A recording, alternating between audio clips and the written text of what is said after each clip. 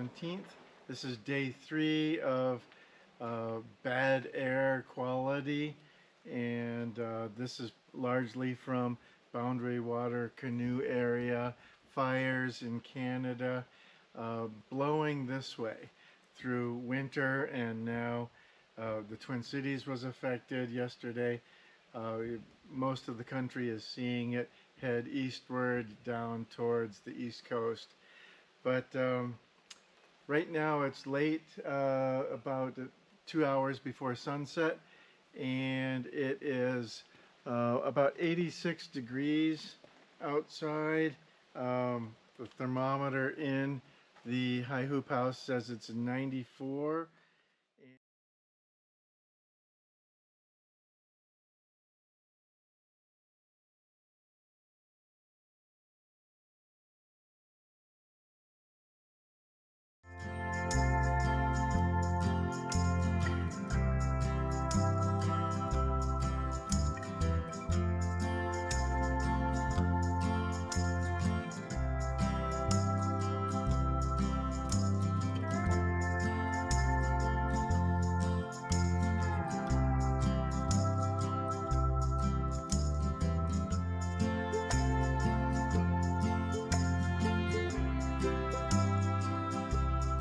This morning I did lengthy watering of the tomatoes. We are keeping them alive in this heat wave, if you will.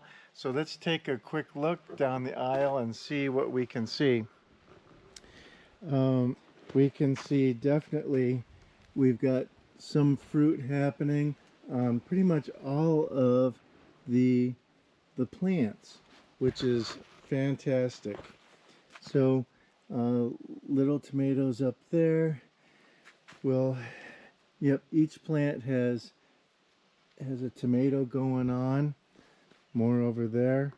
Let's just kind of look at 96 plants and see how we're doing. We've been doing a shovel full of dirt in each bag.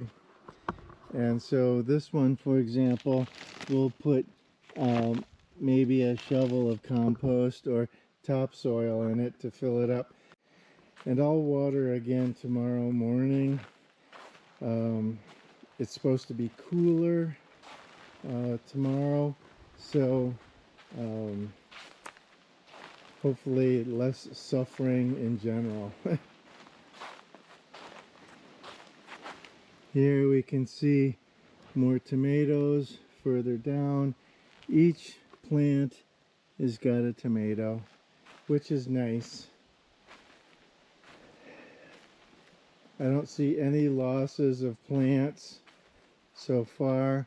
We do have some maybe heat damage, but we'll prune off those low-lying branches.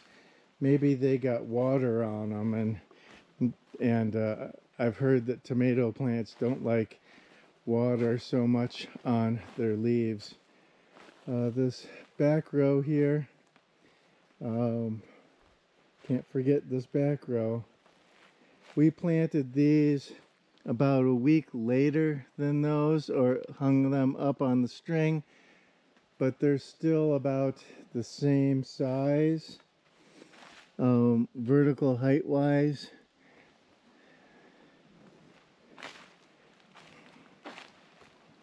This one I'm not seeing any tomato on, so that might be a first. Oh, there's a little one. It's maybe just behind, which is fine. We have several varieties here, and they're all going to be on their own schedule.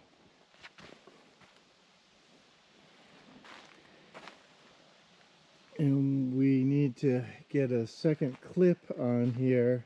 Some plants have shot up in the last week, and we need to train them more up on the string and give them strength. This one's got a good cluster. Doing well. Doing well. This one's got a big cluster going on here, and this one looks completely different. So let's see. There are tags. This one is, let's see if we can find the tag in here. This is a sweet Italian. Sweet Italian.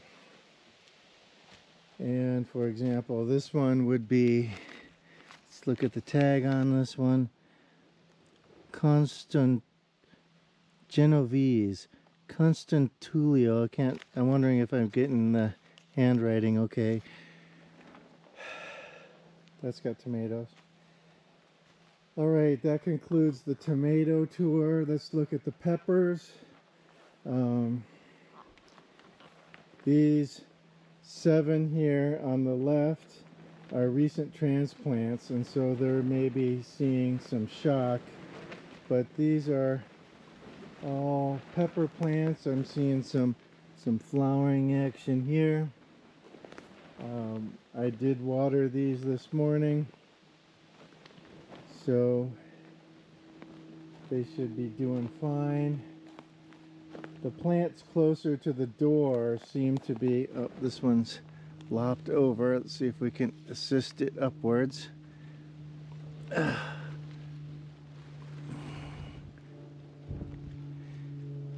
Let's try to train that one. It flopped over. Okay.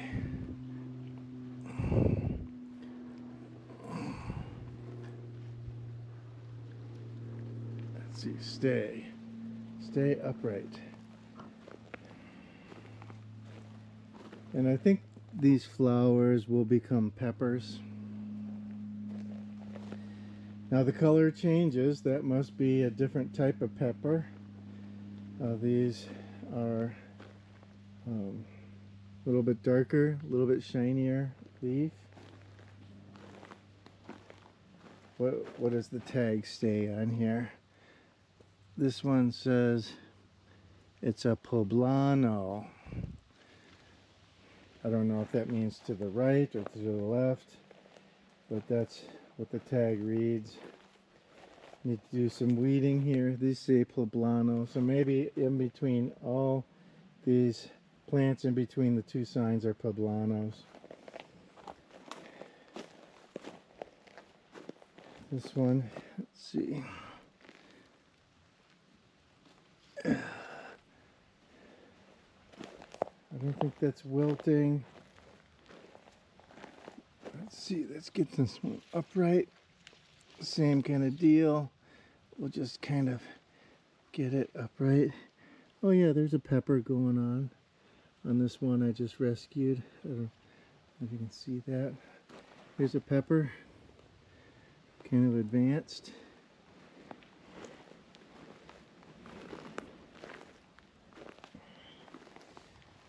We're gonna have peppers.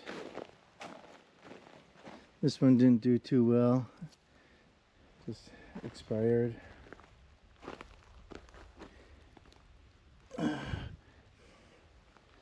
Should be doing more weeding as I move along.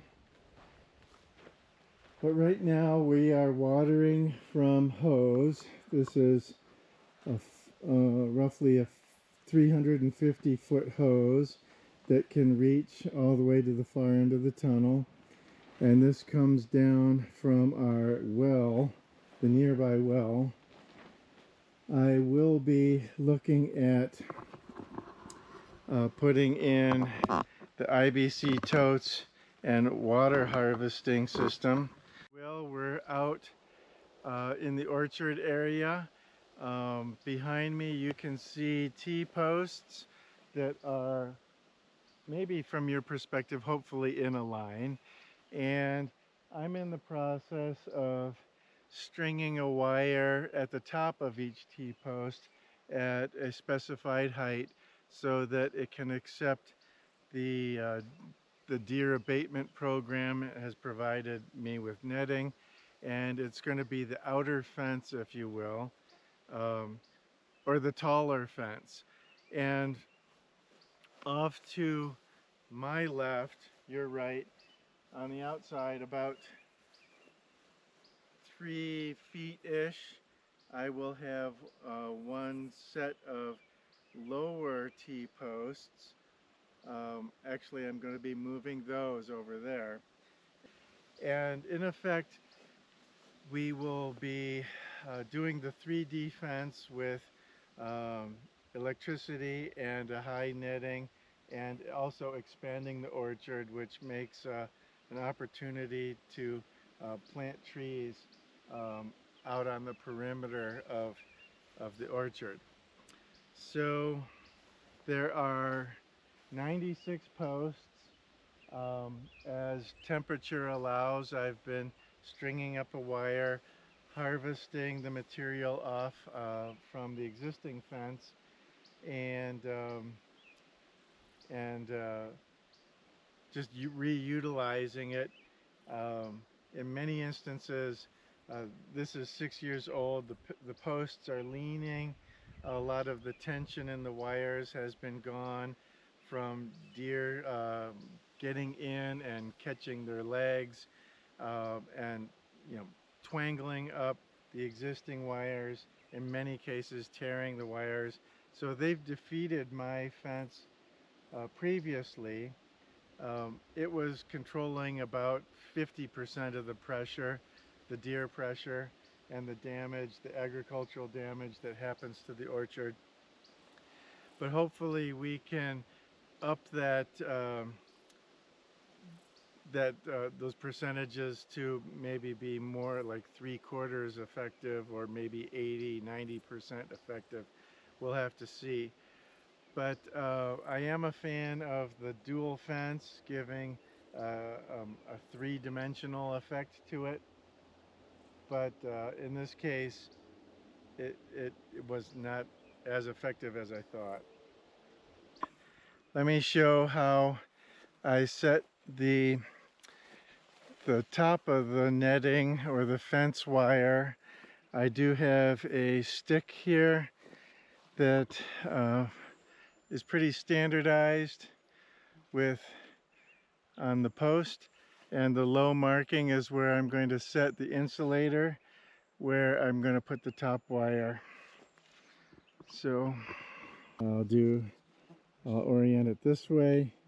I just click it around that first hook, rotate it, and then click it home with the thumb. Some T-posts are slightly larger, and so they don't click on as easy, but this one is pretty standard.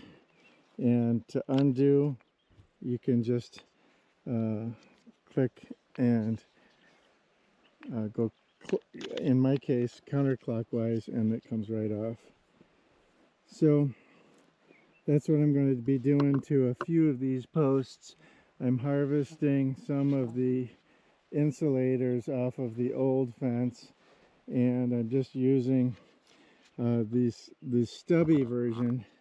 The stubby version, I have corner versions, I've got offset versions, and I've got some that are this shape for the ribbon, and then I've got these long ones that stand off a few inches. That looks like 3 inches.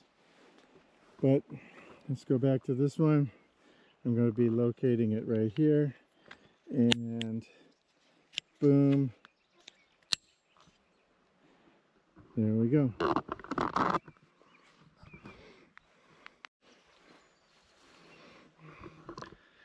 So yeah, the bugs have found me. I've started to sweat. It's still quite warm out here, but I will tolerate them. So excuse me swatting as the bugs are entering my ears and stuff and eating at my arms.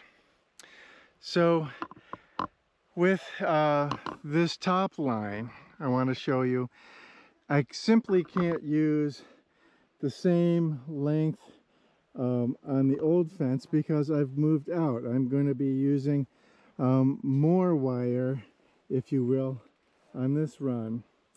And so what I'll do is I will walk the line on some old wire and find a junction, find a splice that is kind of garbagey. I'll just cut that out. Something that I don't know, something that looks like this.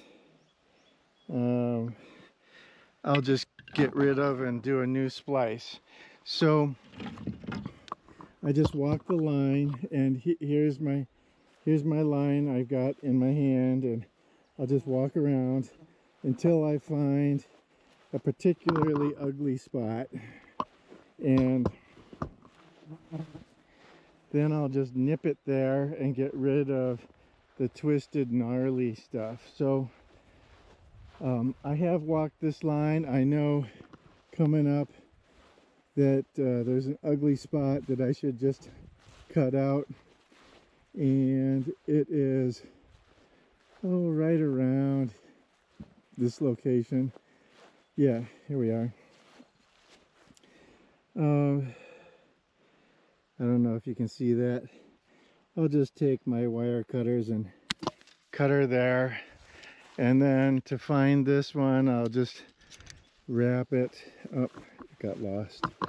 Sometimes it's really hard to find wire that zings off into the weeds, and so a lot of times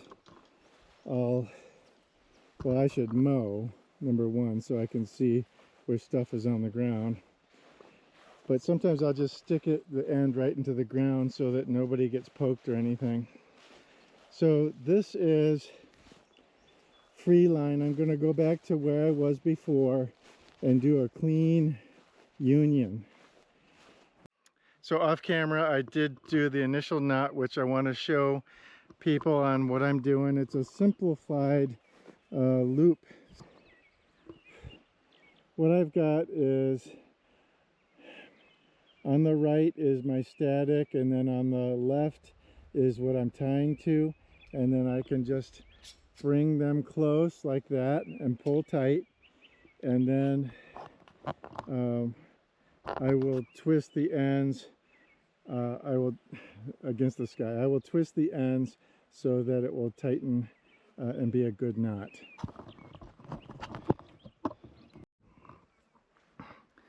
So after I have twisted the knot, let's see, it kind of looks like that, and that's very strong. So I've done as much as I'm willing to do. I have strung up the line. I wanted to get to that corner, and that's where I'm at. Corner in the orchard. This is that junction of the old, and I will straighten out this wire, especially when it gets tensioned.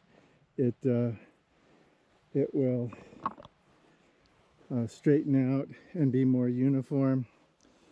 But for now, it is in place, and I will use this wire to clip or zip tie the netting to it on the front, so that in between posts we won't have saggy netting. And hopefully I'll do the bottom.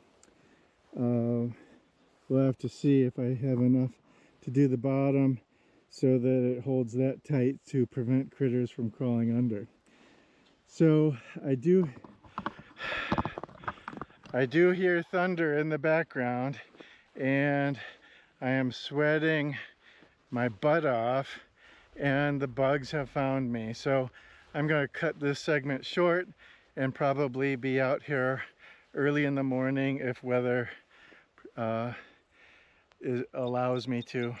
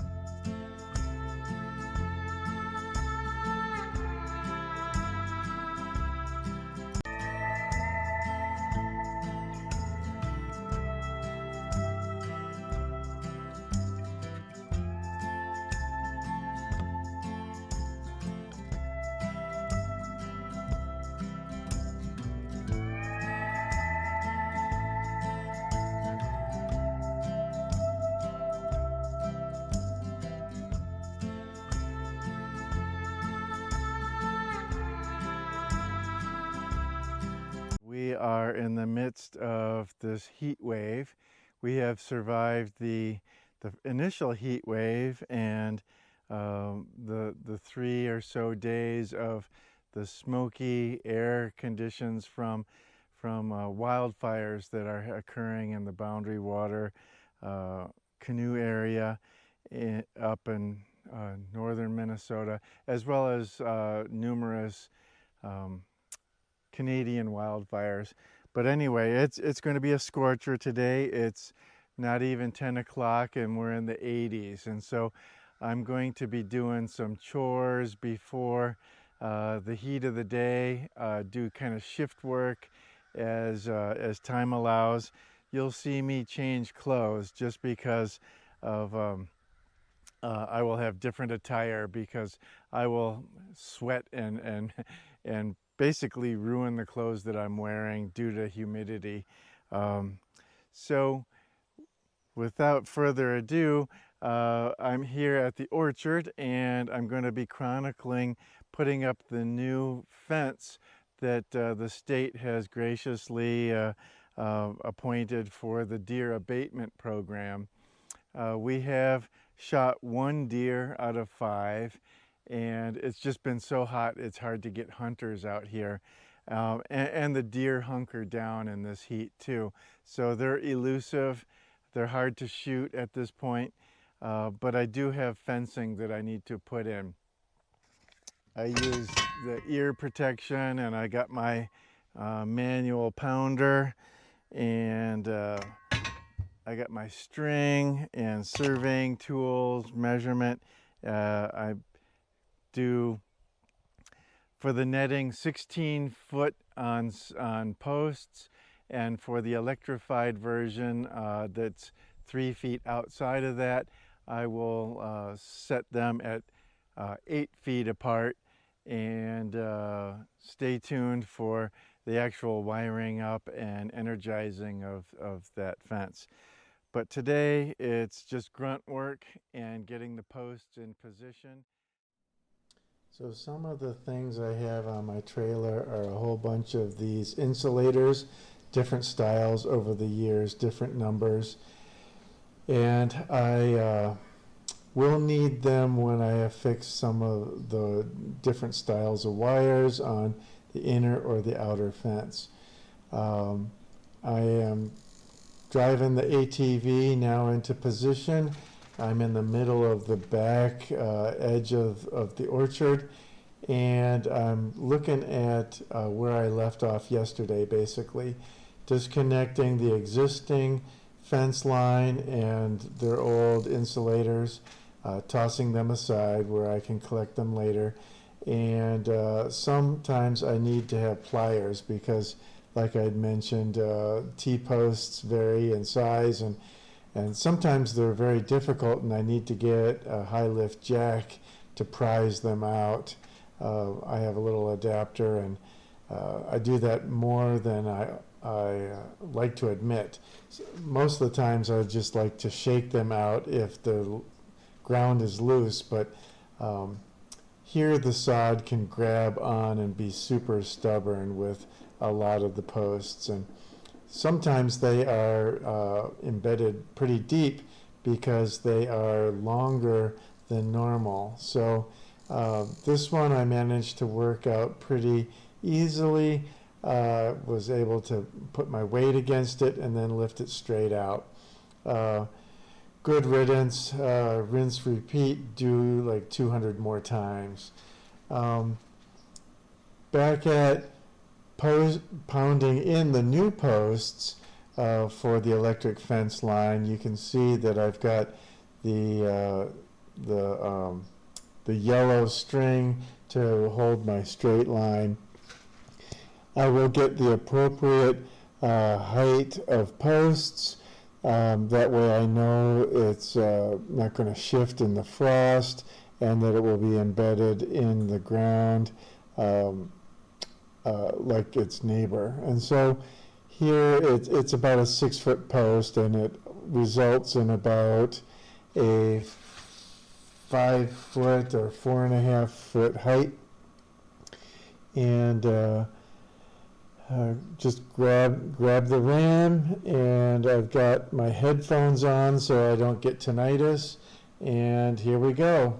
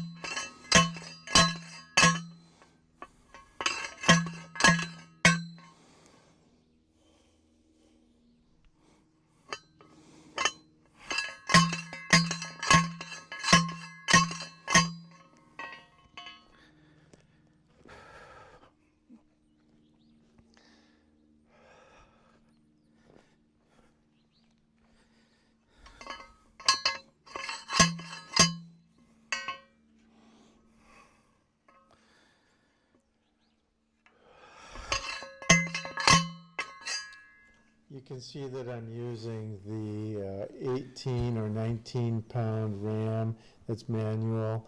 You're probably thinking, oh, let's just rent the automatic pounder.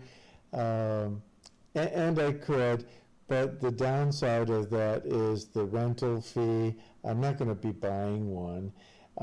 It would make it easier, but the vibration on your hands, I know they have isolated grips and elastomers to ease the vibration, but you still have the sound and the fumes and the cost of the fuel and the rental fee and the travel. It all compounds. And so with this $40 tool, I can do as many as I want for a lifetime. And so I do take my time. I check for angle, lean, spacing, etc., and adjust as I go. It's a slow process, but the rewards are great if it keeps out the deer, and so I'm willing to invest that. Sometimes the post will hit rock, and we have a lot of rock in northwest Wisconsin. It's typically on the order of size of a loaf of bread. That would be a typical rock that would be in the ground. The post will dodge your smaller things, but sometimes I do have to, it's infrequent so far, fingers crossed, that you have to move the post to the right or to the left and maintain your line. So it's a long process, and recently have to deal with the heat. I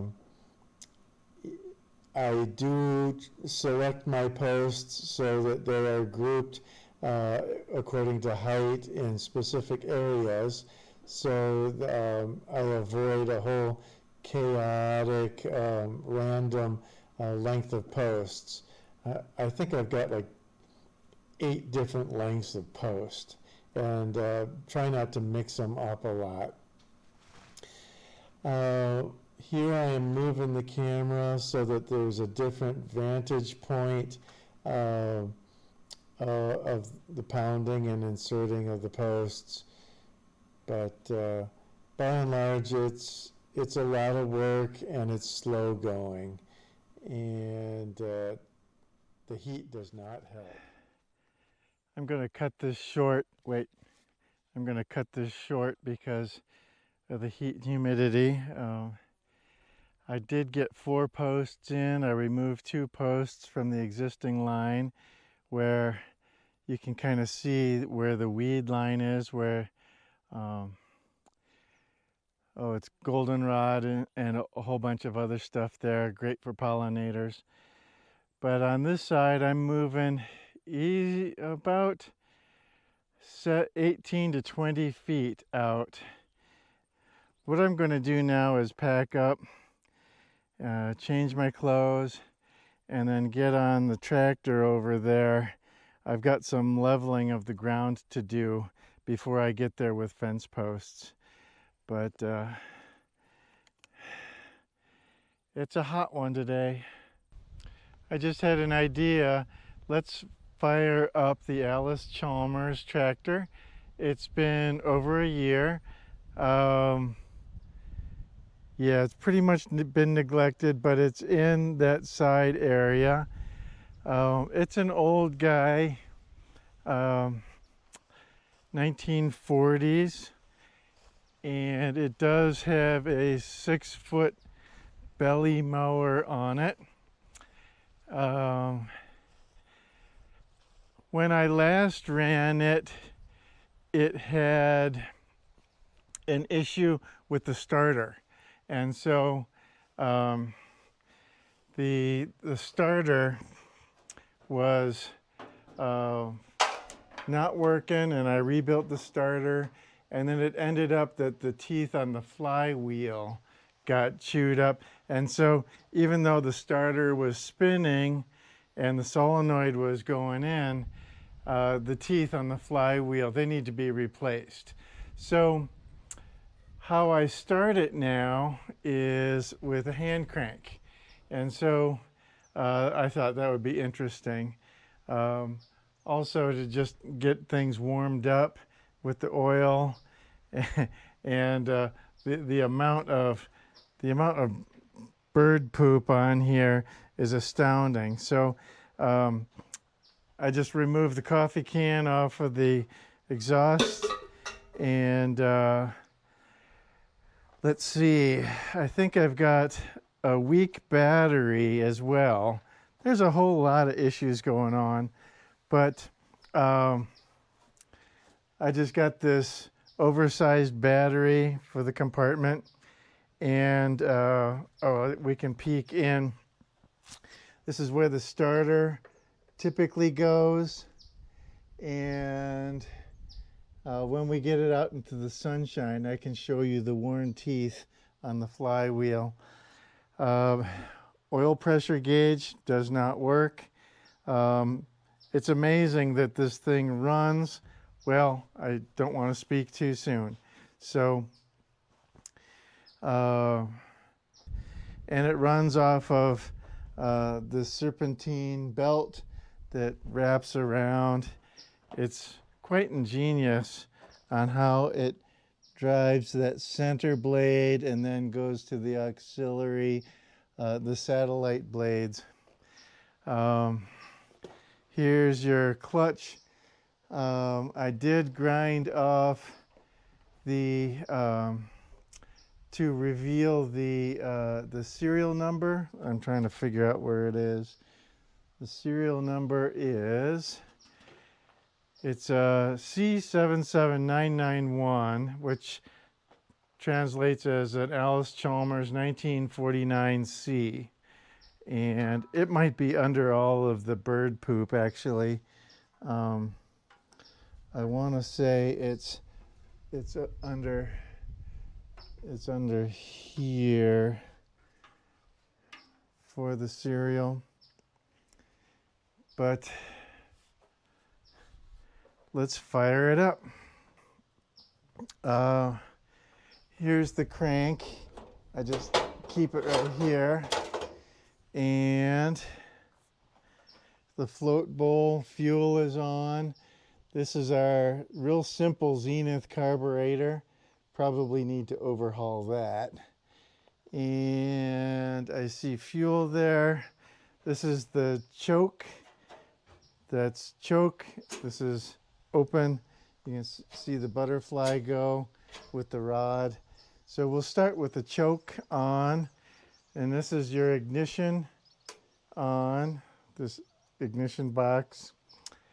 And it'll take a few cranks to get it going, but we're going to see if it will fire. All right. So this is where it goes in. And you always do the overhand grip and pull towards you so that you don't break the thumb. So here we go.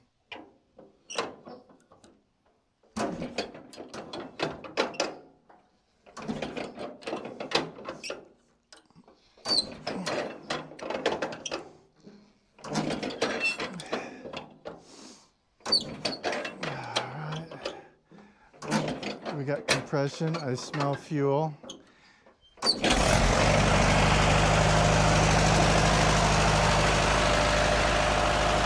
she goes.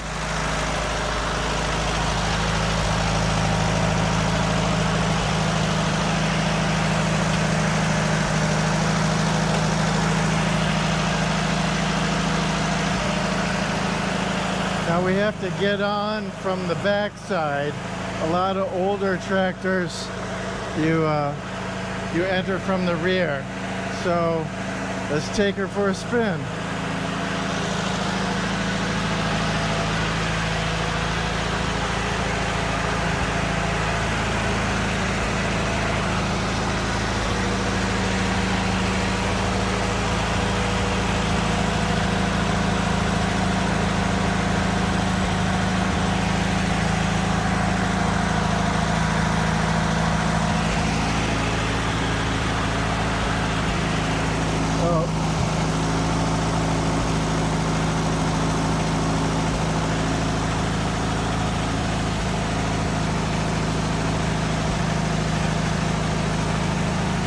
All right.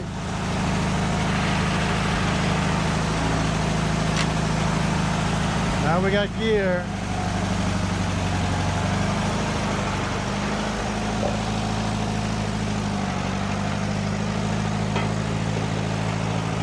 Should we try the mower?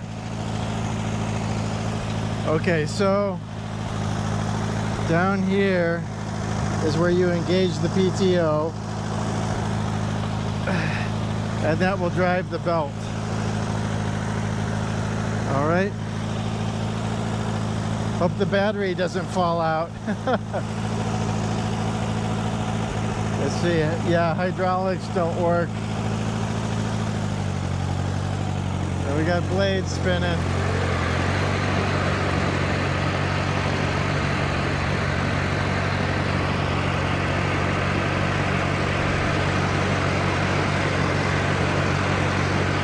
More manual than anything. Oh, yeah, I guess it's kind of rusted.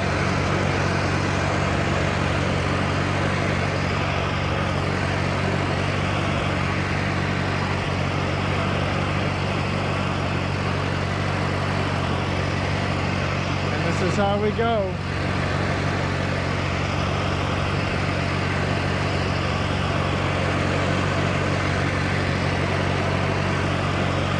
We could take a look at the mow swath. You know, it's still by no means as good as the zero turn, but not much of a cut. But the most important thing is to get her running.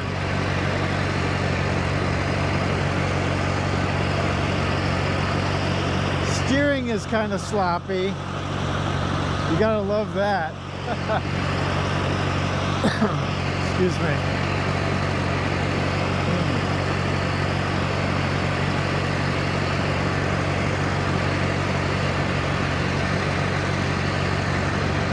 I'll just take it for a lap and then put it back in. It's good to know that it starts pretty easy.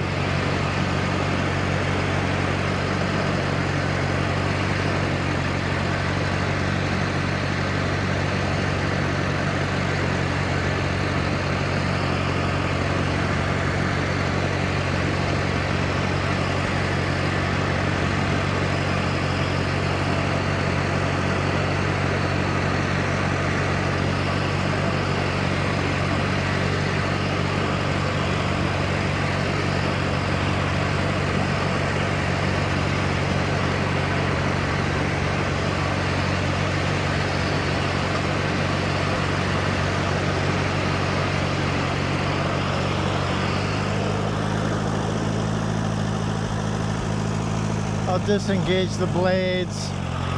It's got a pretty tight turning radius, and I'll just put it back in the stall.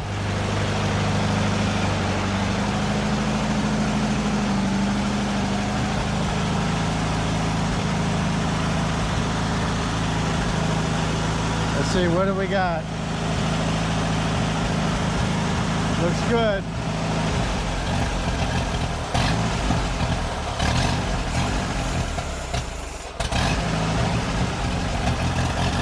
Yeah, I gotta tune the carburetor. I think we're driving with the choke on. All right. I just choked it. But yeah, I gotta mess with the throttle and the choke. But it ran. It's probably the most simple of engines that I've got. Air fuel spark, right? And that fuel isn't premium. It's been in a tank for a year. And let's see, let's check the level here. I've got my high grade fuel level checker.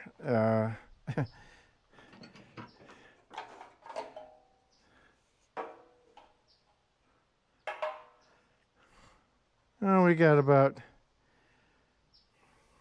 I don't know, what is that, 2 inches? Plenty for some more laps. What else to do? Go through the carburetor, make sure she's got good battery, clean off the poop, and I think we're golden.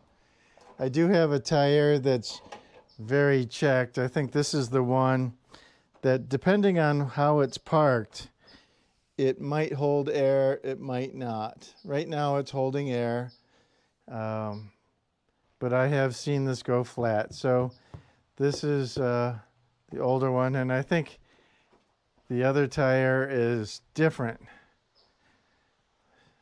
Probably different vintage, different machine, not certain. Steering's kind of sloppy. I want to redo the saddle and get a bench style. I feel really cramped position-wise on this tiny tractor, and it would be nice to have a bench so that I could sit back and not be so squished up. Let's put the can back on the exhaust and call it good. Call it good. All right. Hopefully it's not another year until I get that going.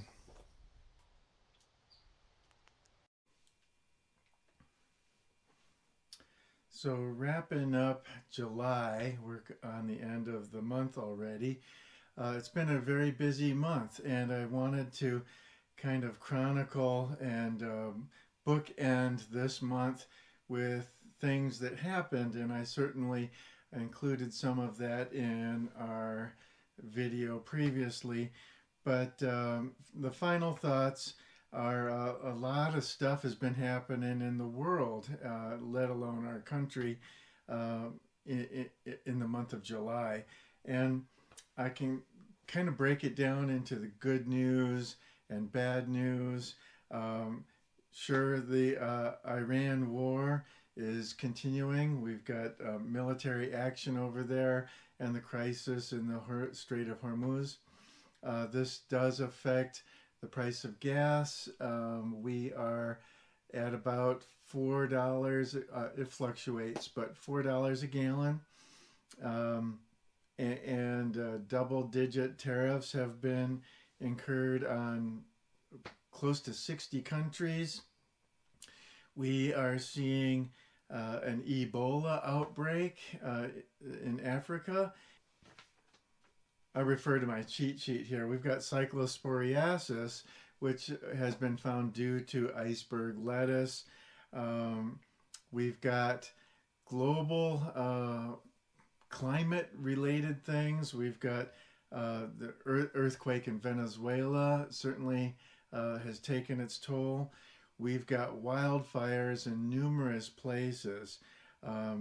We've got, starting off with Colorado, we've got several in Canada and in northern Minnesota, as well as France and Spain.